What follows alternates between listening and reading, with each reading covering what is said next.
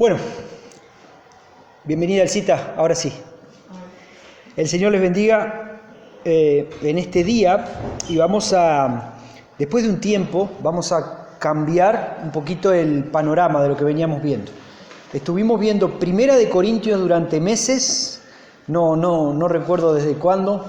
Después vimos Segunda de Corintios desde abril hasta noviembre, eso sí tengo el recuerdo en mi mente. Segunda de Corintios desde abril hasta noviembre, hasta el primer domingo de diciembre, perdón.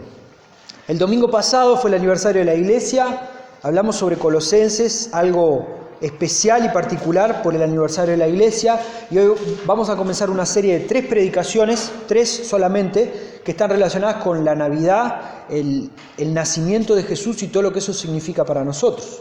¿Bien? Y en enero, si Dios nos permite, vamos a comenzar una serie del libro de Ruth. Vamos a ver todo el libro de Ruth, como hicimos con los libros anteriores, perícope a perícope, casi que versículo a versículo. Si Dios nos permite, en enero vamos a estar comenzando por eso, pero ahora vamos a ver 3 predicaciones relacionadas con la Navidad, con estas fechas tan importantes que estamos recordando. Vamos a abrir nuestras Biblias en Jeremías 33, del 14 al 18. Jeremías 33, del 14 al 18. Mientras lo van buscando, le voy a decir un poquito el porqué de Jeremías. Uno puede decir, ¿qué tiene que ver? Bueno, ahora lo vamos a ver. La idea de recordar juntos, domingo a domingo, el nacimiento de Jesús, tiene que ver con la historia bíblica, con la narrativa de la Biblia, que desde el principio fuimos viendo con la caída de Adán y Eva. Ya se nos estaba hablando que un día iba a venir alguien que era mayor a Adán y que iba a vencer al diablo. En Génesis 3 ya encontramos eso. Después más adelante con la historia, con Abraham, el pacto, y a través de Abraham iba a venir uno que iba a traer un pacto más completo, más definitivo. Después vino Moisés, el libertador. Bueno, resulta que iba a venir un libertador completo. Después más adelante.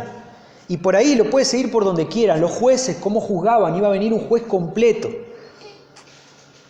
Después vemos a los profetas, como todos los profetas apuntaban hacia el Mesías que iba a venir a cumplir la profecía y a redimir a su pueblo, a pesar de que estaban hablando de otras cosas como vamos a ver hoy. Pero apuntaban a Cristo. Y tenemos todo el Nuevo Testamento que da testimonio de la llegada de Cristo. Entonces, para hablar de Jesús, no tenés que ir solamente a los evangelios. Para conocer a Jesús no es necesario que te dediques o reduzcas todo a los evangelios. Son importantísimos y son esenciales, está claro. Pero vamos a hablar de Jeremías, entonces deberemos hablar del exilio o de otras cosas. No vamos a hablar de Jesús. Hoy vamos a ver que Jeremías está lleno de Jesús. ¿Sí? Jeremías 33, 14 al 18, dice lo siguiente: He aquí vienen días, dice Jehová, en que yo confirmaré la buena palabra que he hablado a la casa de Israel y a la casa de Judá. En aquellos días y en aquel tiempo haré brotar a David un renuevo de justicia, y hará juicio y justicia en la tierra. En aquellos días Judá será salvo, Jerusalén habitará segura, y se le llamará Jehová, justicia nuestra.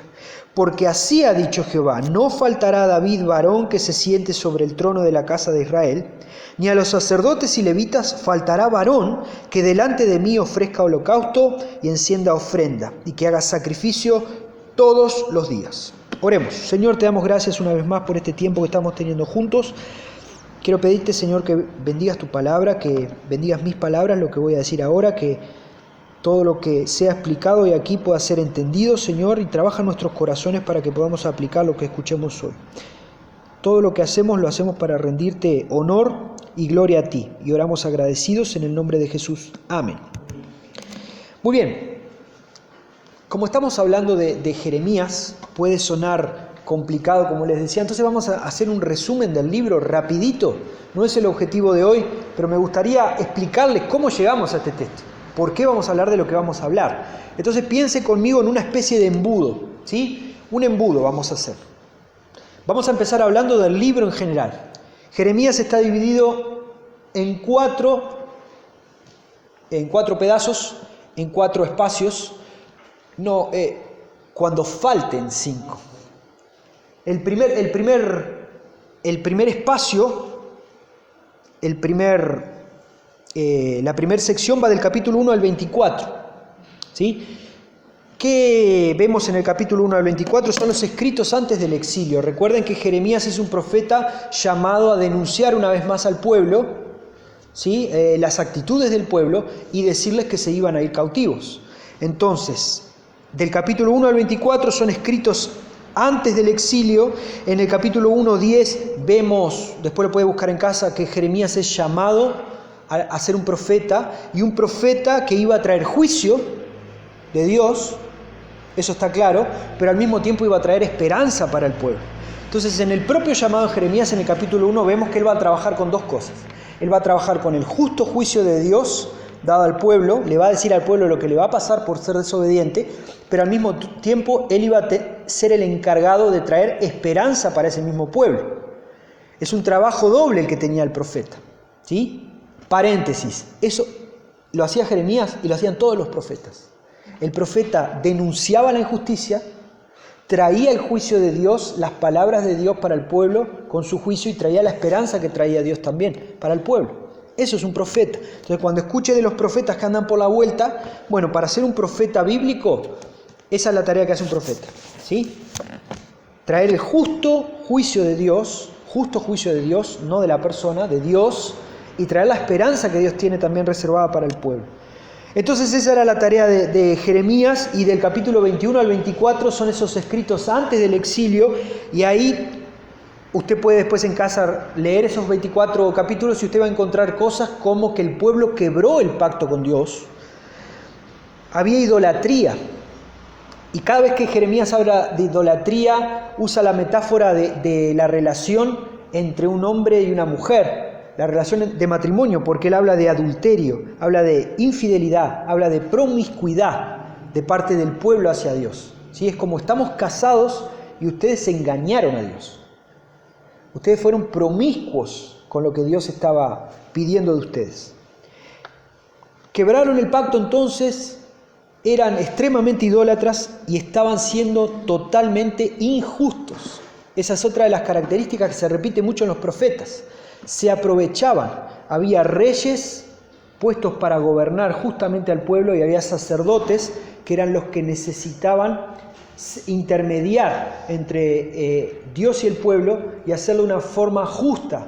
Y estos sacerdotes y reyes, príncipes, se aprovechaban del pueblo y estaban siendo injustos. Entonces Jeremías, en los 24 primeros capítulos, denuncia eso. Particularmente en el capítulo 7, lo que conocemos como el Sermón del Templo. En el capítulo 7 es cuando nosotros nos enteramos que Dios va a venir en juicio y que ellos van a ser cautivos. Hasta ese momento, y en otros profetas, se venía discutiendo la posibilidad. Si vos te seguís portando así, te puede pasar esto. En el capítulo 7 Jeremías dice, ya está, va a pasar, ya está. No hay vuelta atrás. Lo que le voy a decir va a pasar. En el Sermón del Templo. ¿Y por qué lo conocemos como el Sermón del Templo? Porque Jeremías está hablando sobre las cosas que se hacían en el templo. En el templo de Dios se estaban adorando a otros dioses, y no solo se estaban adorando a otros dioses. Adoraban a dioses cananeos, y algunos de esos dioses cananeos exigían el sacrificio de niños. Entonces, los historiadores nos cuentan que en el templo dedicado a Dios se llegaron a sacrificar niños para dioses cananeos. Entonces, ¿ven el tamaño de la idolatría, de la infidelidad, de la promiscuidad hacia Dios? Era absurdo. Entonces, en ese sermón de Jeremías, capítulo 7, encontramos esas palabras que dicen, Dios va a venir en juicio, y el pueblo va a ser cautivo. No hay vuelta atrás. Ya está. Marchamos. Del 1 al 24. Viene el capítulo 25, ¿ven que está sueltito? Está solito por ahí suelto. ¿Qué pasa en el capítulo 25? Israel no volvió a Dios. Israel no vuelve a Dios. Entonces vendrán 70 años de exilio. El capítulo 25 es clave porque ya se dan hasta números. Van a ser 70 años en el exilio y ya se nos dice quién es que va a ser el brazo que va a aplicar la justicia de Dios. ¿Quién va a ser? ¿Qué profeta va a ser?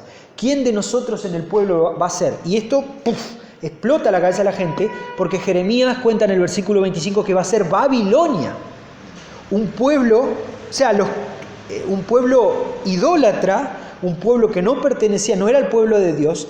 Ese va a ser el que va a venir, y Babilonia será la copa llena con el justo juicio de Dios, ni más ni menos. No va a ser menos de lo que Dios haría, no va a ser más. Babilonia va a ser lo que Dios quiere que haga.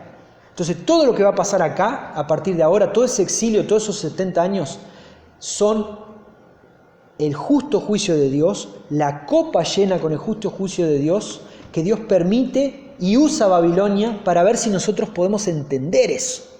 ¿Sí? Capítulo 25, por eso está como separado, porque fue una noticia terrible, ¿no? Dios va a traer juicio, algo que nos vienen diciendo hace años, pero va a usar a Babilonia para traernos juicio a nosotros. Tenemos la tercera sección del capítulo 26 al 45, que es donde se habla del juicio, pero es donde se mete la esperanza. ¿Se acuerdan que le dije al principio? Jeremías va a hablar de juicio y esperanza. Bueno, acá del versículo 26 al 45 encontramos eso. Y del capítulo 46 al 51 es lo mismo, juicio y esperanza, pero para las naciones extranjeras. Del 26 al 45 es para Israel, y del 46 al 51 es exactamente lo mismo, juicio y esperanza para las naciones extranjeras. En los últimos capítulos de Jeremías vemos la profecía de Jeremías sobre Babilonia, porque todos podemos estar pensando, bueno, Dios usó a Babilonia, entonces está todo bien con Babilonia. No, los últimos capítulos de Jeremías son la profecía contra Babilonia.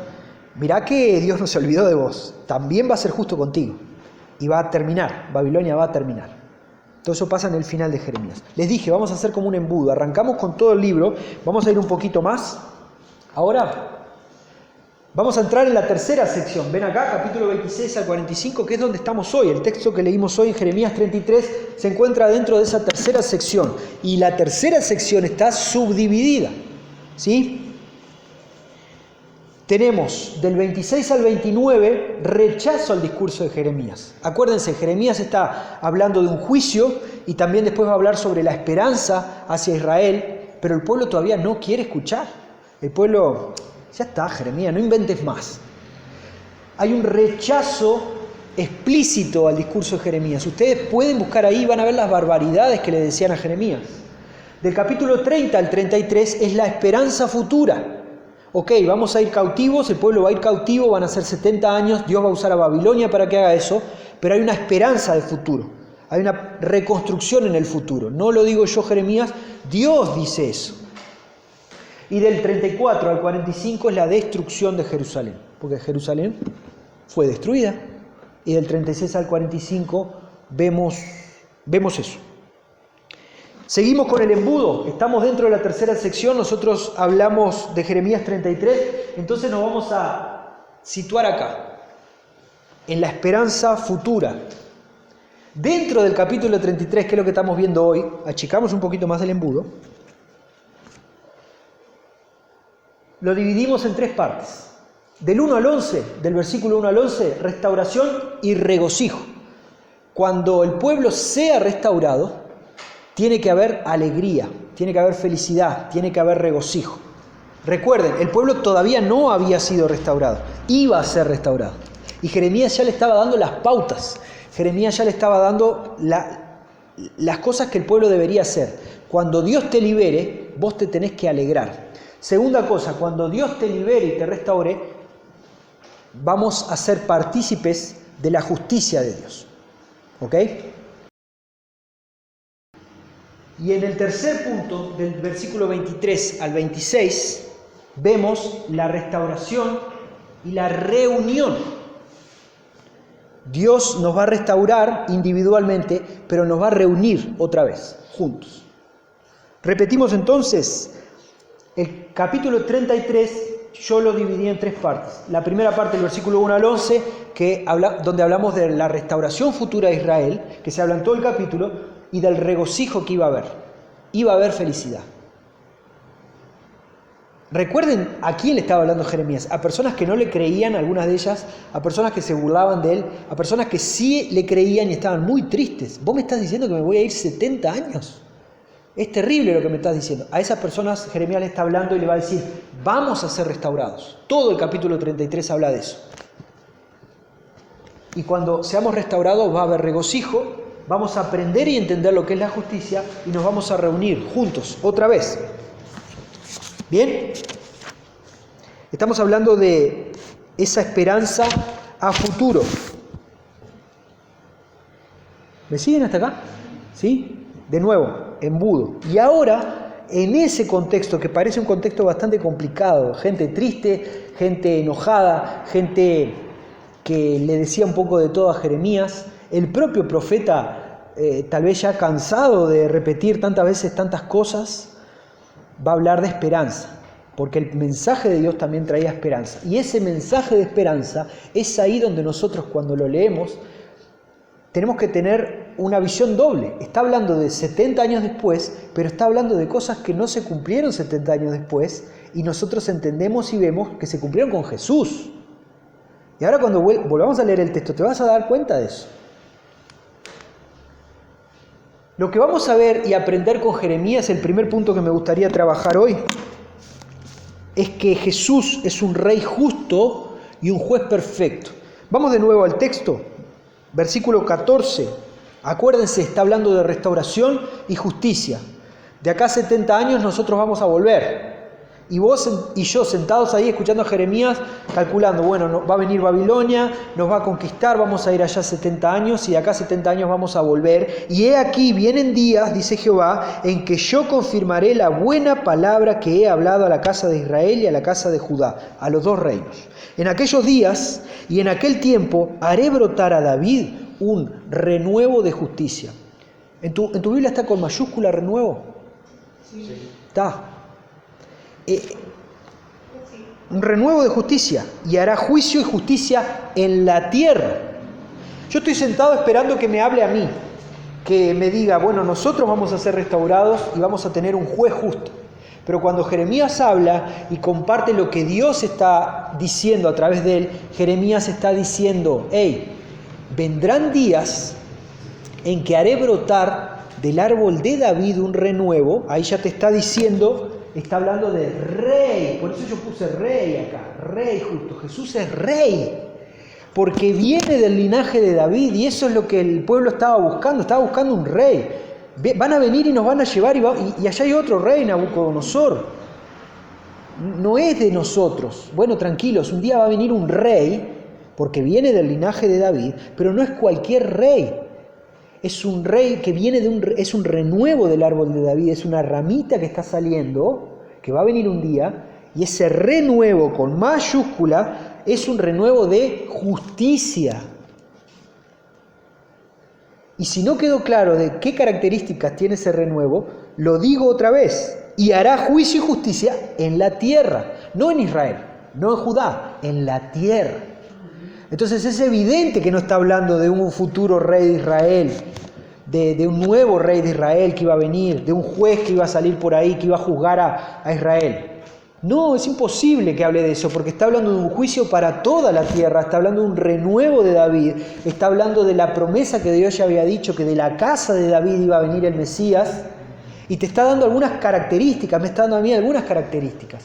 Primero, es rey. Jesús, al que vamos a recordar su nacimiento de acá unos días, la semana que viene, de acá 7 días exactos, vamos a recordar el nacimiento de Jesús. Vos y yo que somos cristianos, lo primero que debemos recordar es que Jesús es rey, en presente, no es era o no es va a ser, es rey. Jesús es rey. Es un renuevo del árbol de David. Hay, ¿cómo se dice? Se me fue la palabra. Bueno, no importa. Jesús es rey. Eso significa muchísimas cosas para vos y para mí. Primero, que Él gobierna nuestras vidas. Debería gobernar nuestras vidas. Entonces, lo que vos y yo pensamos ya pasa a un segundo plano. Lo que vos y yo sentimos pasa a un segundo plano. Y hoy en día estamos mucho para los sentimientos, lo que sentimos. Esa conversación ya la tuve con varias personas, varios jóvenes. Y si Dios te dice que no hagas esto, la Biblia te dice que no hagas esto, ¿por qué lo haces? Es que no me siento, no importa tus sentimientos, y lo digo con el mayor de los respetos. Al contrario, porque Dios te ama y porque Dios te quiere y porque Dios es justo, es que tus sentimientos no entran en la discusión. Porque tus sentimientos y mis sentimientos no son justos. Entonces, ¿queremos que Dios trabaje en nuestras vidas? Entonces, quitémonos nosotros del medio y dejemos que Dios trabaje en nuestras vidas. ¿Sí? El rey debe ser recordado como lo que es, un rey. Y eso se vive, ¿ok? Se vive.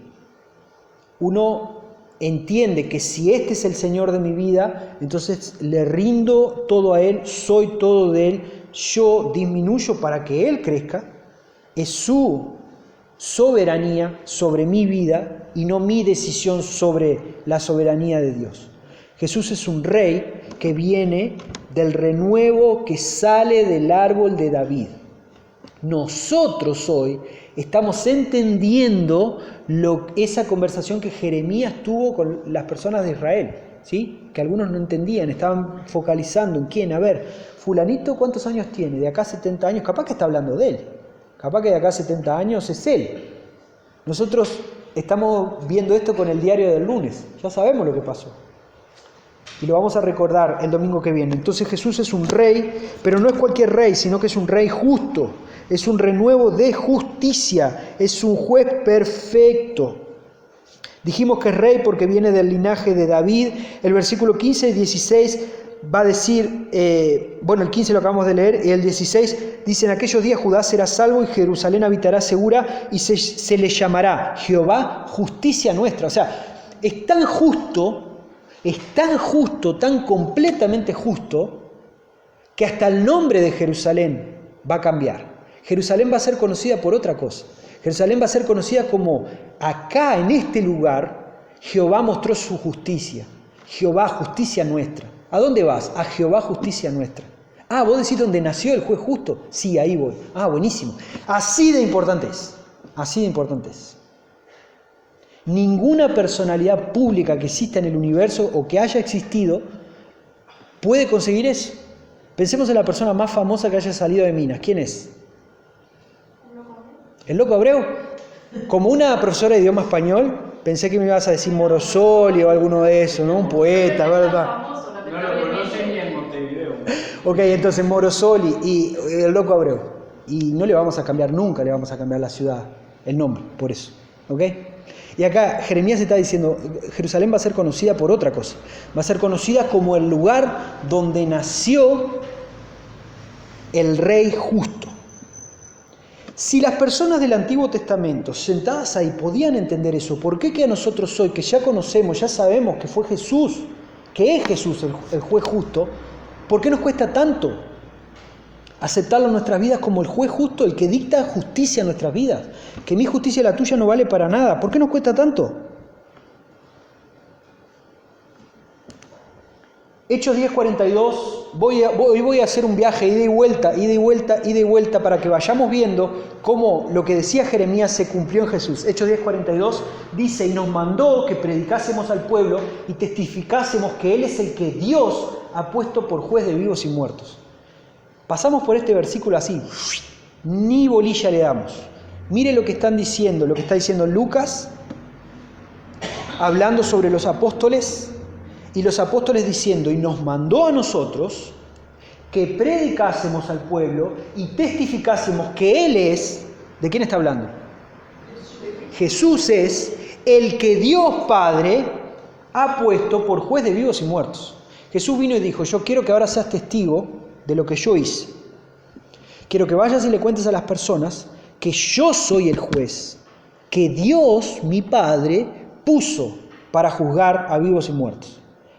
El propio Jesús, hablando de sí mismo, me estaba diciendo a mí, le estaba diciendo a los apóstoles, que Él es el juez que Dios puso para juzgar. Eso es indiscutible. ¿Por qué nos cuesta tanto a nosotros entenderlo así? Tengo algunas respuestas para eso, tentativas. 2 Corintios 5:10, lo estuvimos trabajando en nuestra serie de estudios de 2 Corintios, dice: porque es necesario que todos nosotros comparezcamos ante el tribunal de Cristo, para que cada uno reciba según lo que haya hecho mientras estaba en el cuerpo, sea bueno o sea malo. ¿De quién es el tribunal? ¿Quién está juzgando en el tribunal? Cristo. Tiene la autoridad dada por Dios, como vimos en el versículo anterior. Fue Dios Padre quien me puso a mí para juzgar a los vivos y muertos. Y acá Pablo lo está recordando. Anteriormente era Lucas el que escribió, ahora es Pablo recordando que un día nosotros vamos a comparecer ante el tribunal de Cristo y vamos a tener que rendir cuentas sobre lo que hicimos, lo que dijimos, lo que pensamos. No es un juicio. El juicio es otra cosa. El juicio que conocemos como el juicio, ¿no? Que los cristianos conocemos como el juicio, es para saber al cielo o al infierno. Esto es otra cosa. Todos los que estamos acá vamos a pasar por el tribunal de Cristo. Todos los que estamos acá conocemos al Señor, lo aceptamos en nuestro corazón, entendemos que Él es el único y suficiente Salvador y Señor para nuestras vidas. Vos y yo vamos a pasar, es necesario que comparezcamos ante el tribunal de Cristo. Y Él ahí va a darnos, vamos a recibir según lo que hayamos hecho mientras estábamos en el cuerpo, sea bueno o sea malo. Y recordemos el contexto en el que estaba escrito esto. Pablo estaba hablando con los corintios. Todos cristianos. Y no estaban haciendo lo que tenían que hacer. Y estaban haciendo un montón de cosas que no tenían que hacer. Estaban diciendo un montón de cosas que no era para decir. Incluso en el final de la epístola vimos cómo algunos hasta disfrazaban lo que decían, pero su corazón mostraba otra cosa. Y Pablo les recuerda, todos, vamos a comparecer delante del tribunal del juez justo. Entonces, ¿quién nace el 25? ¿Quién ya nació? ¿Quién recordamos que nació el 25? El juez justo. ¿Delante de quién vamos a tener que comparecer? Y no te estoy asustando, no es mi intención asustarte, porque esto no te tiene que asustar, al contrario, te tiene que energizar, tiene que ser como un chute de energía para lo que sea que te está costando cambiar en tu vida, que lo cambies rápido, mucho más rápido, porque ahora entendés que el por qué estás haciendo lo que estás haciendo, porque un día vamos a comparecer delante del tribunal de Cristo. Y esto Juan 22 y Juan 27. Lo que está en el medio vayan y lo lean en casa. Por una cuestión de tamaño no lo puse. El Padre a nadie juzga, sino que todo el juicio dio al Hijo. Otra vez, está en nuestras Biblias. Otra vez más, otra persona diferente, es Juan, contando, testificando lo que ya testificó Lucas en Hechos, lo que testificó Pablo también, que el Padre le dio todo el juicio al Hijo. Y el 27 dice, y también le dio autoridad a hacer juicio por cuanto es el Hijo del Hombre, mayúscula. Esa expresión, el Hijo del Hombre, tan conocida por todos, tan reconocida por todos. Es el Mesías, es el enviado. Es por eso que Él tiene autoridad. Entonces, ¿a quién recordamos el 25 todos los días? Pero saben a lo que me estoy refiriendo, ¿verdad? ¿Qué es lo que recordamos? ¿Papá Noel? No. El nene en el pesebre es una pequeña parte de la historia de quién vino. ¿Sí? Y hoy, este domingo, lo estamos viendo desde el punto de vista del Antiguo Testamento. Estaban esperando al juez justo. Estoy deseoso de que haya justicia en mi vida. Estoy deseoso de que alguien justo me juzgue. Ni vos ni yo. Yo quiero que me juzgue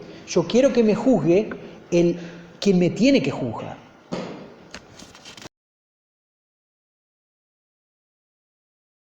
Pero ¿quién más? ¿A quién más recordamos? Recordamos a Jesús, Rey hermoso y glorioso. Primero lo recordamos como juez perfecto,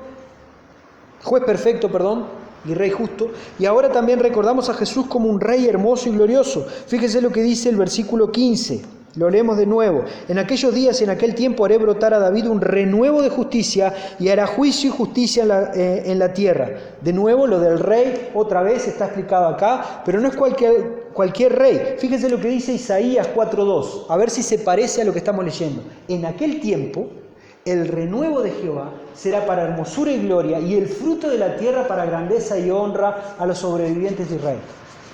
¿No es parecido? Isaías dice exactamente lo mismo. En aquel tiempo, no está hablando de este, está hablando de aquel tiempo que va a venir, el renuevo de Jehová, el renuevo de la casa de David, será para hermosura y para gloria. Jeremías te dice, va a venir un juez justo. Isaías te dice, es un rey hermoso y glorioso. Y va a traer grandeza y honra, no solo a Dios a quien va a glorificar, sino que todos los que están ahí también van a ser parte, esos sobrevivientes van a ser parte de lo que Dios quiere. Y van a ser parte de esa hermosura y esa gloria de Dios. Jesús entonces es Rey hermoso y glorioso. La Navidad debe ser un tiempo para que vos y yo recordemos que Jesús es Rey, soberano sobre nuestras vidas, pero no es cualquier Rey, es hermoso y glorioso. Y la hermosura no se refiere a hermosura física. No tenemos una imagen de Jesús, no sabemos cómo fue Jesús. ¿Sí? Se refiere a otra cosa, se refiere a lo precioso que es disfrutar y estar delante de Él. Va a llegar un día que va a venir y los que estén con Él van a disfrutar. Nosotros ya estamos del otro lado de nuevo con el diario del lunes, ya sabemos lo que pasó. ¿Por qué no disfrutamos de la hermosura de Jesús tantas veces? Disfrutemos de eso. Y glorioso, lo que hablamos y conversamos al inicio del culto, que estamos acá para rendirle honor y gloria a Dios, no a ningún ser humano, no a ninguna denominación eclesiástica, no a ningún pastor. Estamos acá para rendirle honor y gloria a Dios. Y Jesús, como Rey hermoso y glorioso, Él mostraba, Él es la imagen del Dios invisible, como dice Colosenses. ¿Sí? La gloria de Dios vino a la tierra, murió. ¿Y qué pasó con el velo? Se rasgó, se expandió toda la gloria de Dios, algo que era reservado, privado. Gracias a Jesús. Esta Navidad es importante que vos y yo recordemos que Jesús es un Rey hermoso y glorioso. Pero Jesús también es un Rey protector y santo. Seguimos un poquito más. En aquellos días Judá será salvo, versículo 16, Jerusalén habitará segura y se le llamará Jehová justicia nuestra. Encontramos en este texto una promesa mesiánica del cuidado y protección de Dios, de la seguridad que Dios iba a traer a su pueblo. Va a venir un tiempo en que vamos a habitar seguros. Y no se estaba refiriendo, obviamente, no es una referencia a seguridad física de la ciudad, del templo, todo eso se destruyó. Está hablando de otra cosa. Tu corazón, mi corazón va a estar seguro, vamos a tener en quién confiar. Es una promesa mesiánica de ese cuidado que solo iba a venir con Jesús, de esa protección que solo iba a venir con Jesús.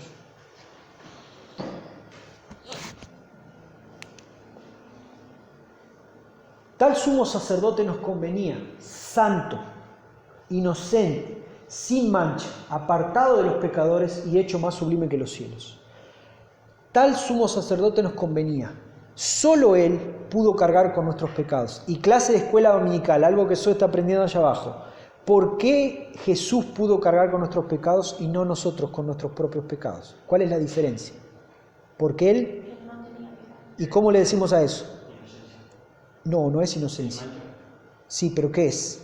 ¿Cómo se le dice a eso? Santo. ¿No es eso? Cuando decimos santo, santo, santo, ¿a quién le estamos cantando?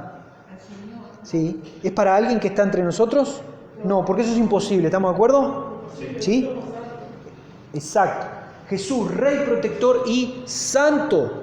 Esa santidad, esa sin mancha, ese sumo sacerdote que pudo cargar con nosotros, es quien nació y recordamos ahora su nacimiento en la Navidad. Entonces no es recordar solo un niño que nació. No es recordar, bueno, en él después Jesús creció y murió en la cruz. Sí, eso es lo esencial y está clarísimo. Pero ¿qué trajo la vida de Jesús? Fue el cumplimiento de la promesa de que iba a venir un rey, de que iba a venir un soberano sobre nuestras vidas, de que iba a venir alguien que iba a mostrarnos y traer y traer hacia nosotros la presencia de Dios que estaba guardadita. Era quien iba a venir a morir en nuestro lugar iba a ser nuestro sumo sacerdote, atención, porque es santo. En todo fue tentado, como lo vimos también hace un par de domingos, en todo fue tentado, solo que no pecó. En todo fue tentado igual que nosotros, solo que no pecó. Entonces Jesús es un rey protector, tenemos la esperanza mesiánica de que es un lugar de descanso, es un lugar donde vos y yo podemos llegar y obtener el descanso necesario. Paréntesis, descanso no quiere decir mimito en la cabeza, ¿ok? Veamos el descanso en la Biblia, veamos cuando David habla de que Dios es su refugio, y en el refugio David encuentra un par de cachetazos y tirones de oreja también, ¿sí? Pero David es agradecido por ese refugio. Entonces, Jesús es nuestro refugio, Jesús es nuestro protector y Él es santo. Pero también recordamos que Jesús es el sacerdote, el rey, como vimos recién, pero un sacerdote perfecto. ¿Se acuerdan lo que conversamos al inicio? Que había gente, príncipes y sacerdotes que no hacían lo que tenían que hacer. Bueno, el ejemplo de Jesús es el sacerdote pleno, completo, que hizo lo que tenía que hacer. En Éxodo 28 y 29, no lo vamos a leer, Deuteronomio 10, no lo vamos a leer, ahí vemos todo lo que un sacerdote tenía que hacer. ¿Sí? Vaya después en casa a su Biblia y lea Éxodo 28 y 29 y Deuteronomio 10 y se le da todas las cosas que un sacerdote tenía que hacer y las que no podía hacer. En Números 25 y en Primera de Samuel 2:30 vemos como inclusive tenían un pacto cuasi específico. O sea, todo el pueblo tenía que hacer determinadas cosas y cosas que no tenían que hacer, y los sacerdotes y levitas tenían un pacto casi que separado, con un montón de reglas específicas y con algunas cosas que ellos podían hacer y que otros no.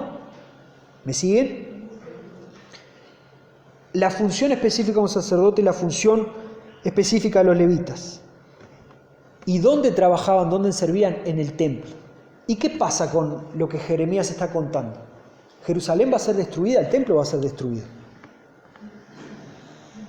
¿Qué pasa con el pacto de los sacerdotes? ¿Va a ser destruido también? Era uno de los miedos de las personas.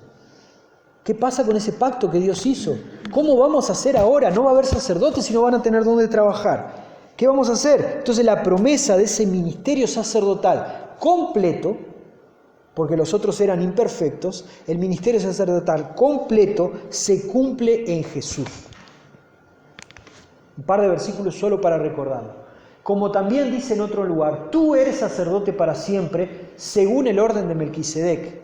Algo que a los sacerdotes y levitas siempre les gustó marcar. Venimos del orden de Melquisedec. Y Cristo, en los días de su carne, ofreciendo ruegos y súplicas con gran clamor y lágrimas, al que le podía librar de la muerte, fue oído a causa de su temor reverente. Y aunque era hijo, con mayúscula, Dios hijo, por lo que padeció aprendió la obediencia. Y habiendo sido perfeccionado, vino a ser autor de eterna salvación para todos los que le obedecen. Y fue declarado por Dios sumo sacerdote según el orden de Melquisedec. No solo sacerdote, sino sumo sacerdote por el orden de Melquisedec. Toda la tarea que recaía sobre un sacerdote, que era presentar delante de Dios las peticiones, que era ofrecer sacrificios, que era ser esa especie de intermediario, que era disfrutar también de la gloria de Dios porque era el que podía entrar al lugar santísimo. Todo eso Dios permitió que cayese aquí, en Jesús. ¿Y por qué? ¿Cómo consigue Jesús todo eso, aparte por su santidad, por no pecar? El texto de Hebreo lo dice acá, lo aprendió por la obediencia a Dios. Entonces el 25 estamos recordando al sumo sacerdote, estamos recordando que tenemos un nuevo sacerdote, un nuevo sumo sacerdote por la orden de Melquisedec, que intercede por nosotros, que se sacrificó por nosotros. Por eso vos y yo no necesitamos hacer nuevos sacrificios y tenemos que estar sumamente y extremadamente agradecidos, pero sobre todas las cosas aprender del ejemplo de Jesús, que fue obediente a su Padre. Jesús, el Hijo con mayúsculas, siendo Dios, no estimó el ser igual a Dios como cosa que aferrarse, ¿sí? se despojó, vino y se hizo obediente hasta la muerte. ¿Por qué nos cuesta tanto obedecer a Dios y a su palabra? ¿Por qué? ¿Por qué? Y miren, es una pregunta retórica, porque no hay respuesta para eso. Cualquier respuesta que vos me des, porque soy joven. La Biblia tiene un montón de ejemplos que no. Porque soy viejo. Porque me criaron así. Porque aprendí así. Porque una vez un pastor me dijo. Porque vi un video que ¿qué? No valen nada. Tus excusas y mis excusas delante del ejemplo vivo del Hijo de Dios que vino a la tierra y en súplicas y ruegos, clamor y lágrimas pedía para ser librado de la muerte. El Padre le dijo no y él fue obediente. Delante de eso, tus excusas y las mías no valen nada, absolutamente nada. Si no te gusta lo que dije ahora, después lo conversamos. Pero creo que todos entendimos lo que acabo de decir. Estamos honrando a Jesús. Estamos rindiendo culto, honor y gloria al sumo sacerdote obediente que murió por mis pecados y por los tuyos. Entonces, de nuevo, mi experiencia, tu experiencia no vale nada acá. Hebreos también un poquito más adelante dice, y los otros sacerdotes llegaron a ser muchos, debido a que por la muerte no podían continuar, se morían, mas este, por cuanto permanece para siempre, tiene un sacerdocio inmutable. De nuevo, no lo que hablamos hoy al principio del culto, no es que dejó Jesús su capa, su cuerpo escondido atrás de una piedra y su espíritu ascendió. No, Jesús ascendió a los cielos. Está vivo.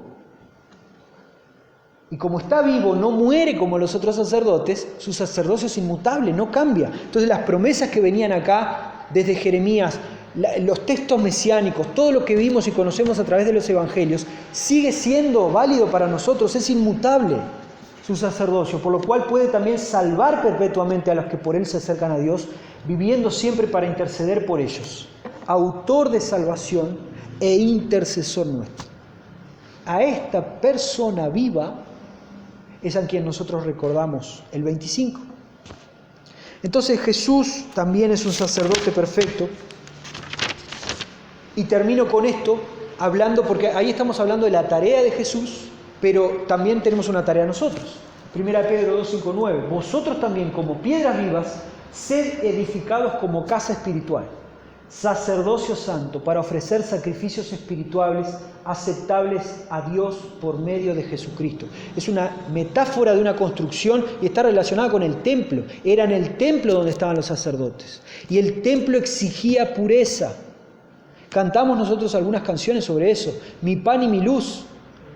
Hay un disco viejo que tiene que estar en YouTube de Marcos Witt, Dios de Pactos, que habla todo sobre eso. Todas las canciones están relacionadas con el lavatorio, para qué se servía, el pan de la proposición, la luz, ¿sí? Todo eso. Y viene Pedro y dice, nosotros somos las piedras que construimos un nuevo templo y somos una casa espiritual. Y somos sacerdocio santo y ofrecemos nuestros sacrificios de animales, no, espirituales, aceptables a Dios, y esos van por medio de Jesucristo, que es el sumo sacerdote. ¿Ok?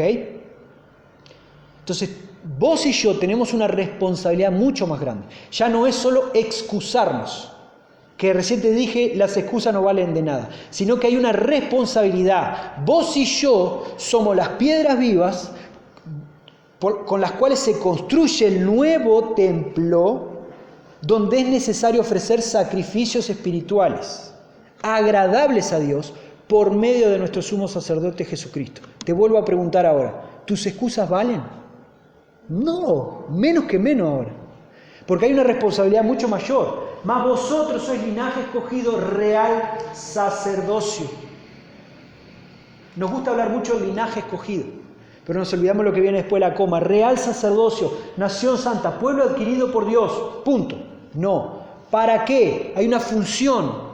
Nos gusta la primera parte, pero nos olvidamos que eso está hecho, es así, conseguido gracias a Jesús. ¿Para qué? Para que anunciéis las virtudes de aquel que os llamó de las tinieblas a su luz admirable.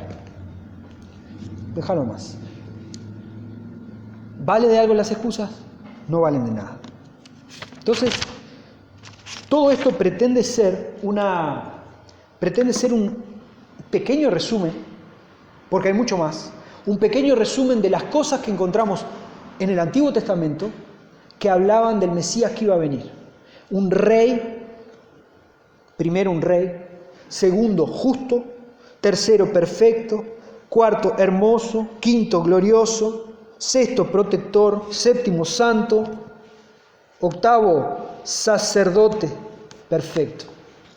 Hablamos de 8 cosas hacia el pasar, al voleo. Y todo eso salen de 2 versículos de Jeremías, que no había visto a Jesús, ni lo vio cuando vivió en la tierra, cuando estuvo acá, no lo vio. Vos y yo ya vivimos en el nuevo pacto, entonces, ¿qué esperamos para rendirle honor, gloria a Dios de la forma que lo tenemos que hacer? ¿Y qué esperás vos y qué espero yo? ¿Por qué nos cuesta tanto cambiar lo que ya sabemos que tenemos que cambiar? ¿Por qué es necesario estar repitiendo las cosas? ¿Por qué es necesario que Dios nos tire las orejas constantemente? ¿Por qué? No es necesario, no hay base bíblica para eso. No hay ninguna base bíblica. La Biblia es suficiente. Jesucristo basta. Entonces tus excusas, ponelas en remojo y tiralas después. ¿Ok? Pues no sirven para nada. Todo lo que vos pienses que podés justificar que mejore esto o que justifique tu comportamiento exterior o interior, a lo único que apunta es al orgullo, que es pecado. No apuntan al Rey glorioso. Y es a Él a quien rendimos honor y gloria. ¿Oramos? Gracias, Señor, por este tiempo que hemos tenido juntos y te pedimos que nos bendigas, que nos ayudes a poder comprender y entender tu palabra. Sobre todo que nos ayudes a asimilarla y a ponerla en práctica cuando salgamos de aquí. Oramos agradecidos en el nombre de Jesús. Amén.